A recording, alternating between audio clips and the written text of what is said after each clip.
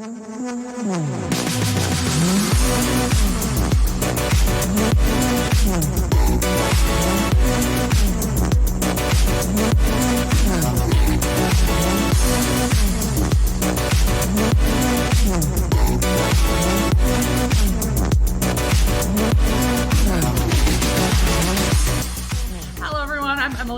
I'm Hannah, and we are the hosts of the I Don't Think So podcast. Each episode, we discuss a different story, theory, or mystery, and decide if we think it's believable or if we really don't think so. Here at the I Don't Think So podcast, we are affiliated with Flurry Sports. We present our theories on your favorite place to listen to podcasts every Wednesday. If you like what you hear, definitely share our show, follow us on our socials at I Don't Think So _EH. Or check out our YouTube at IDTS Conspiracies. Woohoo! We are on week 3 of our cult month. And I was on Reddit and trying to figure out what cult we were going to do. And I had mentioned to Hannah, I was originally looking at doing the Twin Flames, but then I was like, oh, she's doing Twin Flames. I can't do Twin Flames. So Hannah, I found this cult that notably was very popular among celebrities and family of celebrities, but I had never heard of it. So have you ever heard of, oh no, I might not pronounce it right, but it is pronounced, well, it's spelled NXIVM. NXIVM? Yeah. Yeah, I had never. So I've listened to a podcast episode from someone who was in NXIVM. Yeah. Crazy. Sex cult. Yeah. And they're sex slaves of people and things like that. And she got branded. Mm-hmm. Crazy. Yeah. Crazy. So we're going to talk a little bit today about that. This cult was led by a convicted racketeer and sex offender, Keith Raniere. Perfect. It was also the name of a defunct company that he had founded in 1998, which provided seminars about human potential development and served as a front organization for criminal activity of him, Raniere, and his close associates. So he was convicted in 2019, and the Department of Justice would seize ownership over NXIVM related entities and their intellectual property and assets and things like that. So a little bit of the history about Keith and then NXIVM in general. So before founding NXIVM, Keith created Consumers Byline, which is a business venture that the New York Attorney General accused of having been a pyramid scheme. Mm-hmm. It's not just the Gorleys in the pyramid schemes. Hey, girl boss. Hey, girl boss. Raniere signed a consent order in 96, which he would deny any wrongdoing, but would agree to pay $40,000 fine and to be permanently banned from, quote, promoting, offering, or granting participation in chain distribution schemes. He's a liar. Because that was not how it worked. In 98, Raniere and Nancy Salzman founded NXIVM, which was a personal development company offering, quote, executive success programs, or ESPs, and a range of techniques for self-improvement. Back on the self-improvement bullshit. It's always related to that or furthering your career in the industry of some sort. So stupid. Raniere claimed that its, quote, main emphasis is to have people experience more joy in their lives, end quote. Sarah Edmondson, who's a former member of NXIVM, says that he chose the name because of an ancient Roman system of debt bondage known as nexum. But the 2002 registration and the patent for the name that translate to English as, quote, the foreign wording in the mark translate as English to the next millennium. So interesting. That's what it means. During NXIVM seminars, students would call Raniere and Salzman Vanguard and Perfect. Mm-hmm. Weird. I remember her talking about having to meet Vanguard and stuff like that. Mm-hmm. Raniere adopted the title from the 1981 video game Vanguard. Mm-hmm. In which the destruction of one's enemies increased one's power. Yeah. Ugh. We really gotta if you just have a shitty name, stick with it. You know? Kidding. That's you. Within the organization, the reason for the titles was that Raniere was the leader of a physiosophical Philosophical. Jesus Christ. I know that word. And we talked about how many times we had to reintroduce the show today. God, we're having a moment. Philosophical. That's Yeah. kind of a hard word. He was a philosophical leader of the movement, and Salzman was his first student. By 2003, 3,700 people had been taken part in his ESP classes. Ugh. Reported participants included businesswoman Sheila Johnson, former Surgeon General Antonio Novella, Enron executive Stephen Cooper, Christina Fox, she's the daughter of the former Mexican president, Vicente Fox. Yeah, there's like a bunch of big people in it. Entrepreneur Richard Branson, businessman Edgar Bronfman Sr., and actress Linda Evans, Grace Park, and Nikki Klein. In the 2000s, the Seagram heiress Claire and Sarah Bronfman, daughters of Edgar Bronfman Sr., also would become attached to the organization. So this cult was really well known in very high up circles. Right. Well, it was kind of based, if I'm correct, out of like New York, right? Correct. Yeah. New York-based institution. NXIVM claimed its training was a trade secret subject to NDAs, but reportedly used a technique the organization called as, quote, rational inquiry to facilitate personal and professional development. In 2003, NXIVM sued the Ross Institute in the case known as NXIVM Corp versus Ross Institute, alleging copyright infringement for publishing excerpts from content from its manual in 3 critical articles commissioned by a cult investigator named Rick Allen Ross and Rick Ross. Rick Ross. Would post that on his website. Ross posted a psychiatrist assessment of NXIVM's secret manual on his website and called the regime expensive brainwashing. Pretty much. Which is pretty correct. In October of 2003, Forbes published an article on NXIVM and Rainier, and according to Vanity Fair, NXIVM leadership who had spoken to Forbes had expected it to be a positive story. There was some pretty upset remarks from that Bronfman, who told Forbes that he believed NXIVM was a cult and that he was troubled by his daughter's, quote, emotional and financial investment in it.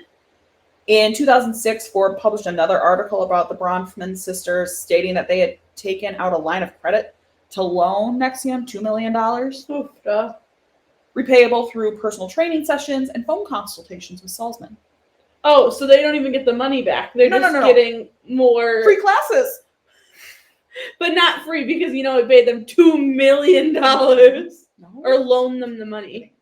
So they would then go to recruit in Vancouver. And after actress Kristen Kruk became involved with NXIVM in 2006, Salzman and her daughter Lauren, a junior NXIVM leader, because you can have those apparently, went to Vancouver to recruit Kruk's Smallville co-star Allison Mack. Yes. Wild. Lauren bonded with Mac. The 2 women would eventually become part of Rainier's inner circle and also his sexual partners. So Kruk, however, left NXIVM in 2013. Mac became an enthusiastic prophesizer. Prophesizing. Because she got way in. She got deep into it for NXIVM. She would persuade her parents. Because I think she faced charges. She did. Yeah. Oh, God. Okay. She would persuade her parents to take courses after wrapping up production of Smallville in 2011 and moved to Clifton Park, New York to be near NXIVM's home base of Albany. Right. So that's kind of where they're from.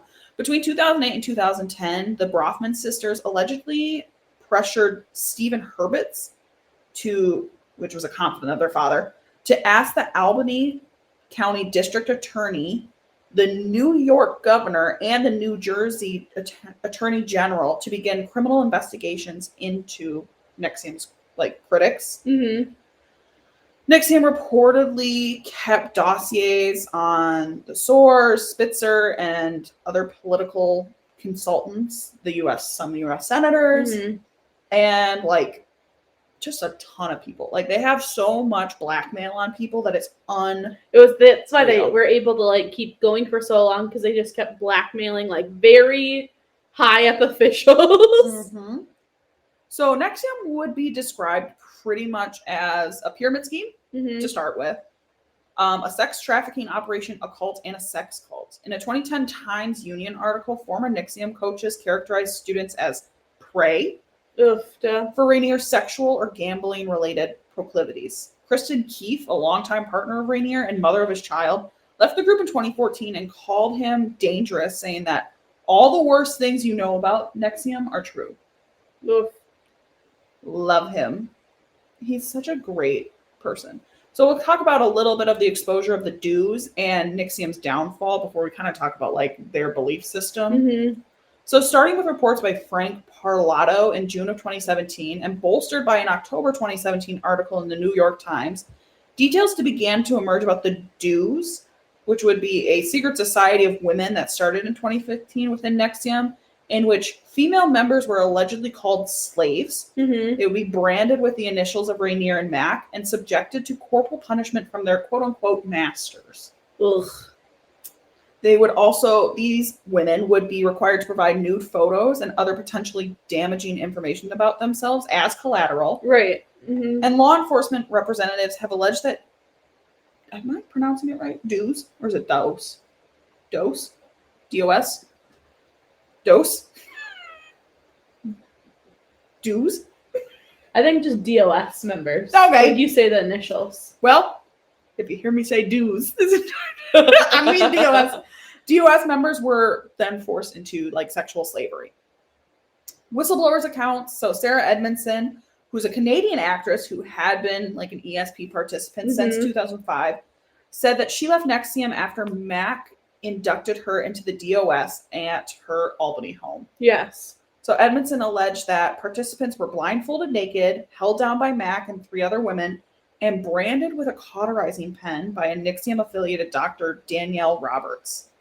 Appearing on A&E television program About Cults, Edmondson provided additional context for the use of collateral concept, saying that it was used as kind of like innocuous forms from like the earliest outermost stages of NXIVM in order to kind of acclimate victims. So like blackmail's a big part of their system and how it needs to function and run to keep people there. So you would like start with something little and then it would build and then it would build and then suddenly you're hogtied naked. Well, and I think like because Edmondson was the one I think that I listened to a previous interview on it, and it would be like throughout the like different days, like your master would text you and say like send me a different nude or send me whatever, and it's like continuously like building and building and building, and if you wavered they'd like send something back to you, be like remember I have this, and it's like Jesus Christ. Like, for example, they would like take your master would take small amounts of money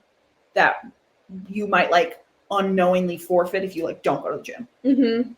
Jesus.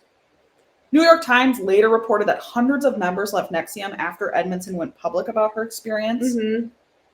On December 15th, 2017, the ABC News Magazine 2020 aired an expose including interviews from a ton of former NXIVM adherents, including Edmondson, Catherine Oxenberg, who alleged that her daughter India Oxenberg was in danger from the group. Several former members reported financial and sexual predation by NXIVM leaders, and Edmondson further appeared in Escaping NXIVM during her first season of the CBC podcast Uncover. Not Undercover, just Uncover. Just Uncover. Several socially prominent Mexican citizens, including Emiliano Salinas, which is the son of the former president Carlos Salinas, and Ana Cristina Fox, like I said, former daughter, Rosa Laura Junco, Loretta Garza Davila, Daniela Padilla, and Monica Duran have been accused of also having involvement. In March of 2018, Rainier was arrested and indicted on charges related to the DOS group, including sex trafficking conspiracy, and conspiracy to commit forced labor. He was arrested in Mexico and held in custody in New York after appearing in federal court in Fort Worth, Texas. The indictment alleged that at least one woman was coerced into having sex with Rainier, who forced DOS members to undergo the branding ritual alleged by Edmondson and others. So, U.S. Attorney Richard Donahue stated that Rainier, quote, created a secret society of women whom he had sex with and branded with his initials, coercing them with the threat of releasing their highly personal information and taking all of their assets. So in April of 2018, New York Post reported that NXIVM had moved then to Brooklyn, New York. and was being led by Claire Bronfman.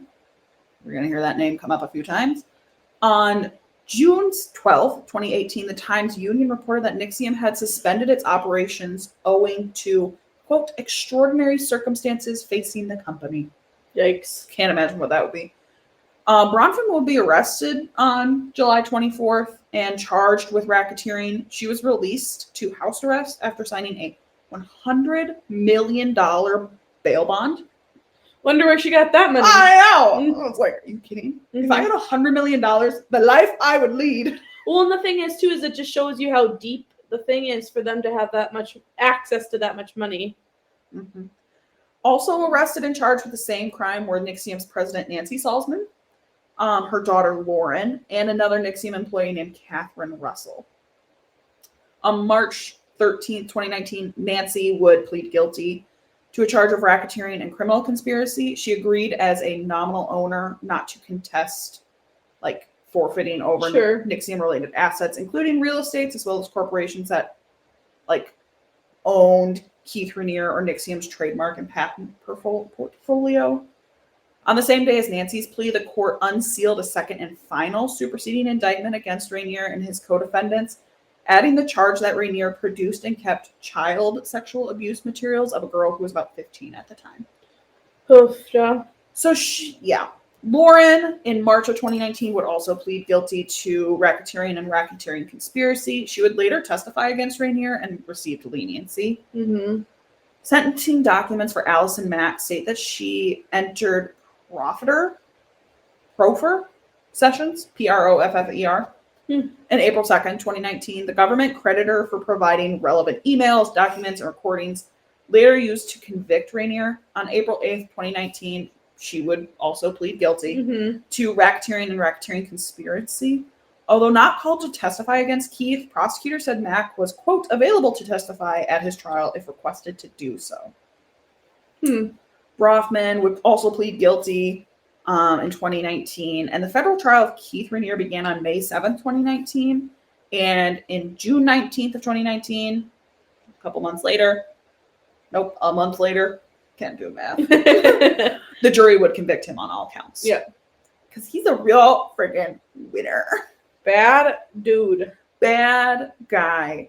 So now where is it? Like, where's NXIVM? So there's still some people out there who follow Keith.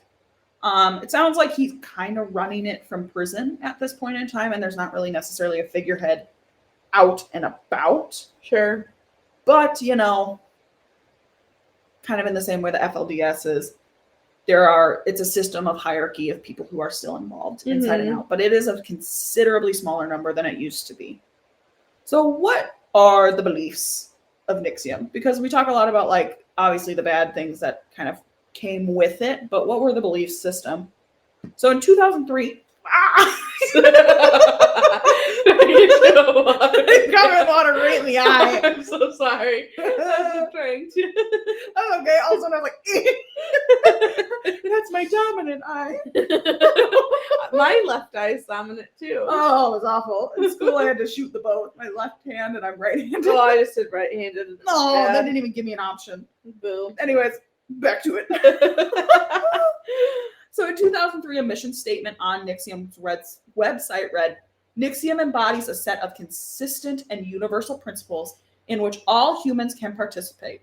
These principles, apart from any mystical or religious notions, allow for life to persist and uphold a diversity of new beliefs.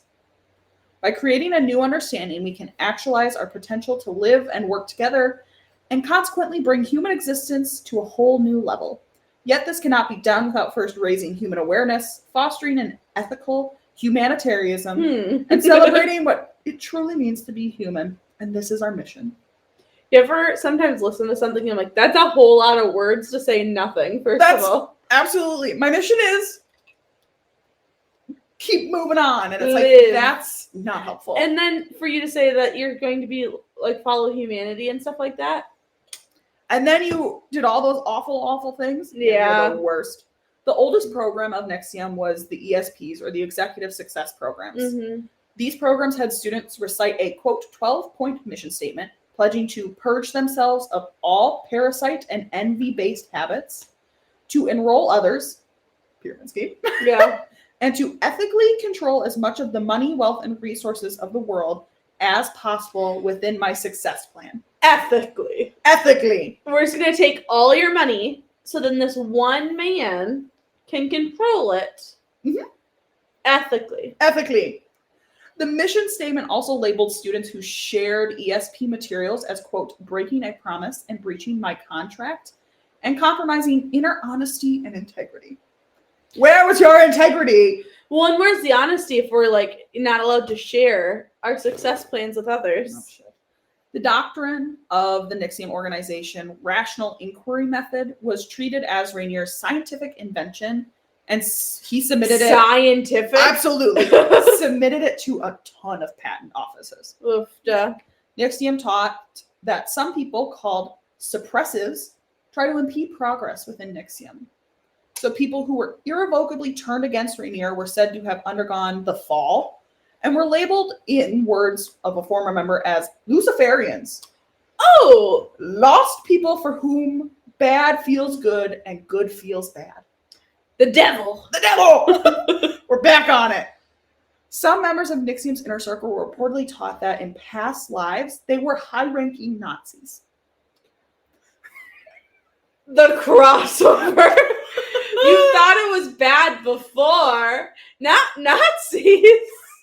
No, Nazis. So some of the bad people. I don't know what to tell you. Classes and programs. So NXIVM conducted intensives, which were classes conducted for 12 hours daily for 16 days. Oof. That's a lot of time. One sided price was around $7,500. Classes were divided into modules. In one module, relationship sourcing, students were instructed to explore the benefits they would receive in the event of a partner's sudden death.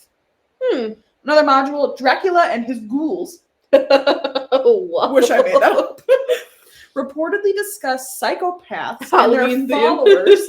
I know, we really love. Other module titles included Best People, Perfect World, and The Heroic Struggle. Because we're really fighting the good fight. After Dracula and his ghouls. As a Nazi. As a former Nazi. Oh. Classes by NXIVM had a number of idiosyncratic practices. Tell me why I can say that word and not philosophical. You know, you just need to warm up. Described within Rational Inquiry Patent as rules and rituals, and a third-party sources included, so part of the rules and rituals, Rational Inquiry prescribes students to perform a number of gestures, including a handshake, bowing, and a hand clap. Wow. Shake, bow, clap. Oh, I was thinking like high five. It could be. Greetings. Hand clap. Yeah. Or is it like shake, bow, like you clap yourself? I think it's a shake, bow, clap yourself, but I'm not totally sure. Greetings included both a common handshake and an ESP or NXIVM handshake, which would be the bow clap part. So we can shake hands normally, but we can also have a fancy handshake. Yeah, it's a secret like handshake. Secret handshake, but it's like not secret and it's not great. In the second episode of The Vow, Rainier suggests that these elements are intentionally strange, telling his students, quote, "We put rules and rituals up front to be the guardian at the gate. We want some people to say, I don't want anything to do with this." End quote. Good. Great. Perfect. If only no one wanted anything to do with it. Then there's this thing called a stripe path, which would be sashes or scarves were implemented in a ranking system, similar to like colored belts in martial arts. He's a weirdo. I don't know if you Purple know belt. The sashes or scarves came in different colors and patterns, symbolizing contribution to like the executive success mission. So as you got higher, you got to change your scarf. Is it like an ascot? A lot of them were like ascots. And then some of them were like the bridal sashes. Then there's a tribute. The Rational Inquiry Patent indicates that, quote, "pictures of the founders may be displayed to show respect and give gratitude." End quote.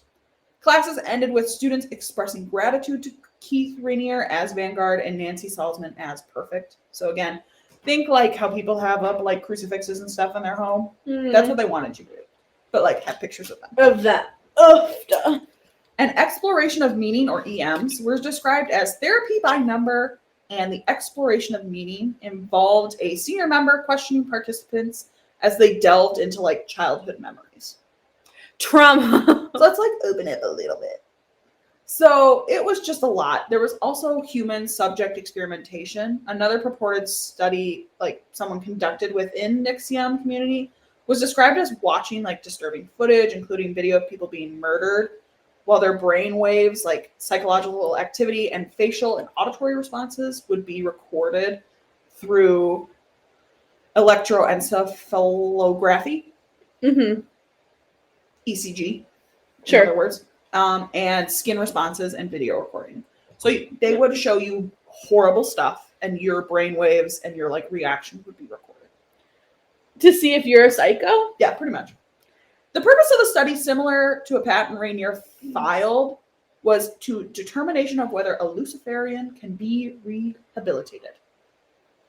Oh, God. Yeah. So one example of a test to determine whether a person is a Luciferian comprises a video clip of an ice skater performing in a competition. Everything will go flawlessly until at the very end a mistake is made during the jump and the skater falls to the ice. All hope of winning the event is gone. It said a Luciferian will experience pleasure and satisfaction from this. Accordingly, the Luciferian's neurophysiological processes will register pleasure over the skater's misfortune, which may be identified and quantified using the medical instrumentation. On the other hand, a non-Luciferian will feel sympathetic and empathize with the unfortunate skater. Unlike the Luciferian, a non-Luciferian's neurophysiological process will not register like pleasure for the stimulus. Right. So if you have empathy, good. If you don't, bad. Which, I mean, the whole grand scheme of it, great. But like, I'm sure how they were doing it is not necessarily always accurate. So they're probably like shaming people who could like just get uncomfortable. Yeah.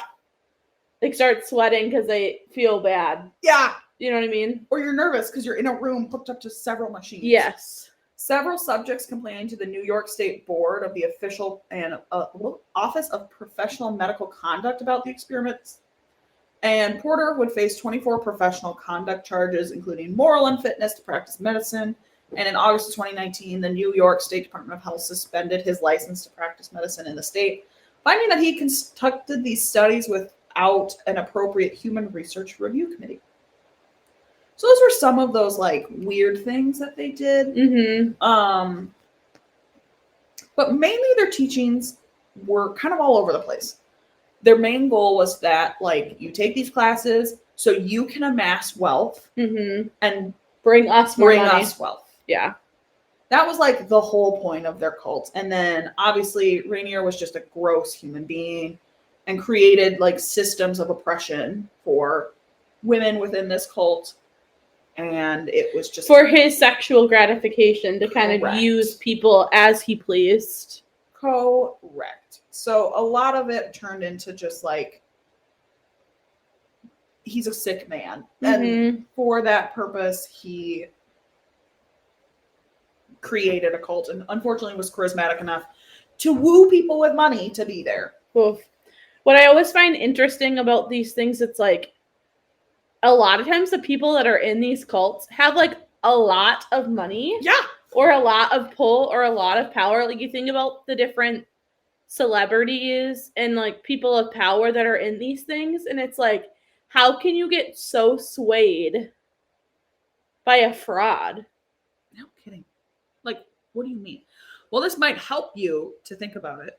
Well before co-founding NXIVM, Keith made fantastical claims about his intelligence. In June of 1988, the Times-Union profiled Rainier, reporting on his membership in like Mega Society after achieving a high score on the founder Ronald K. Hoflin's Mega Test, which would be it's an unsupervised 48-question test published in 1985. Although the Mega Test has been widely criticized as not being properly validated and like a good show of like your IQ, it was also in the 1989 edition of the Guinness Book of World Records. because they don't know what anything is. And they were like, see, he's so smart, highest IQ in the whole wide world. And it's like, yeah, because it's not a fucking accurate text. Right, exactly. So the 2003 Forbes expose of NXIVM and Rainier showed that Rainier's continued to make claim of being the world's most intelligent man, with the addition of being the most ethical. By the time of 2012 Times Union article, these claims had extended to Rainier, convincing some NXIVM that, quote, his intellectual energy sets off radar detectors. At Rainier's trial, testimony revealed that Rainier had convinced several girls and women that sex with him could heal their purported disintegrations. I don't know what he means by that. And that his semen had supernatural qualities. Puke. Rainier instructed one sexual partner to seek out a virgin because he needed a pure vessel for reasons energy-related and DNA-wise. Oh, God. So he was a real effing winner. We kind of talked about this in our last episode, just a little bit about like cults in general and how they pick on people. And how like they go after like people's insecurities and whatnot. I'm telling you, if a man walked up to me and said, my semen has supernatural qualities, I'm out. I would laugh. I'd be so uncomfortable and I would leave. I just don't know how you can get in so far deep with some of these things. And I know obviously it's like we said, it's one step at a time. You don't just jump to that. But when you're being blackmailed and you're seeking any sort of like solace or like support from something, and then you get so far in deep that you feel like you can't get out of it, but like, holy cow. It to me is such a unbelievably like, when you break it down, the slope, you can see how slippery the slope is. But looking at it from like an outsider's perspective, you're like, what are you doing? Well, me as like a cheap person would be like, why would you spend that kind of money on something like that? Which is always crazy to me too, because it's like you're going to drop thousands of dollars and think that you're just going to get this enlightenment from it or this power. It just doesn't make sense to me. No. If you want to look into it more, there's several documentaries out there about this. A&E Investigates did a 1-hour episode where it talked to like Sarah Edmondson and Mark Vincenti. In 2018, this would come out. Investigation Discovery released a 2-hour special called The Lost Women of NXIVM in 2019. HBO released a docuseries about NXIVM titled The Vow in 2020. Stars would release a docuseries about them titled Seduced Inside the NXIVM Cult.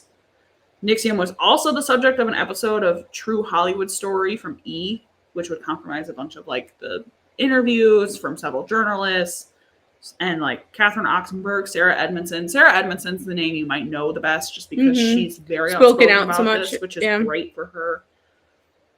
CNBC aired an episode of American Greed titled Nightmare at NXIVM, and NBC also aired a Dateline special in 2021 featuring an interview with Keith Rainier. So you can look into all that. There's plenty of podcasts out there. Some of like SVU, like there's an SVU episode that's kind of like based on it. This. Yeah. There's like Catherine Oxenberg produced a film. There's a lot of people. It's a massive cult that got tons of traction because rich people don't think they have enough money. And so they tried to figure out a way to get richer. Woofda. It makes me really sad that like with this cult, it was so harmful, right? Like physical, not just like all cults are harmful. But like this one, like people were getting like physically very hurt. Yeah. Whereas like maybe with Twin Flames, people are getting hurt, but it's not like in the same vein. It's a cult, bad cult, not a good time. Don't do it. But a little bit different than this one. Yeah. Well, and just like the amount of people involved in it as well, too. But like what makes me so sad is like you hear people like Allison Mack, who's famous, who has people who follow her and like listen to her and da da da da da. getting sucked in and being so high up. Right. Like, she sucks. Like, the fact that she only got, like, racketeering and conspiracy to racketeering pisses me off. Mm-hmm. That she should be in jail forever. When I always kind of feel like I get why people get plea deals and things like that to get, like, information on other things, but then it just makes me sick when it's like, but these people did horrible things. Like, you know what I mean? And then you just see them getting off because they're willing to talk. It just gets to be hard. Yeah, I think it just makes you feel like, yes, were you a victim? Yeah, but then you turn around and victimize other people. So, like, you didn't have to do that. No. When it goes beyond just being, like, brainwashed at that point, like, you have fully believed it to the point where you are now hurting others. Yeah. No, so screw you, Allison. I think she's out. Like, I'm pretty sure she's out and about by now. And it's like, you suck. Mm-hmm. Yeah, there's a lot of people that do. Ain't that the truth? If there's one thing I've learned about cults, a lot of people suck. A lot of people in this world suck. And a lot of people think they're Jesus Christ. Also, the ego you have on you to be like, call me perfect. Well, and just, like, to have the self-confidence to, like, create something like this is insane. Unreal. To be like, my sperm heals. Supernatural quality. What? Like, to think, like, either A, this man is delusional, or B, this man is such good of an actor to not break. Can you, again, another thing, if a man walked up to me and said, my intelligence is so high that I set off sonar detectors, I would be like, oh, I hate you. I'm telling you, I cannot. I'm punching you in the throat and I'm walking away and be like, did your sonar detect that? No kidding. Weirdo. Oh. Well, kind of a long one for you. Ugh. I feel like I'm long-winded every time. But it was a lot of good information, and definitely check out some of the documentaries because I've really, like, found it interesting just to hear the different interviews and, like, levels of things like that from this cult.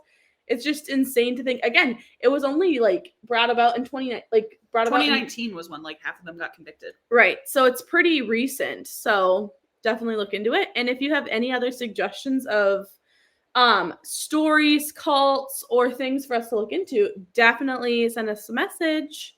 But we will see you guys all next week. Bye.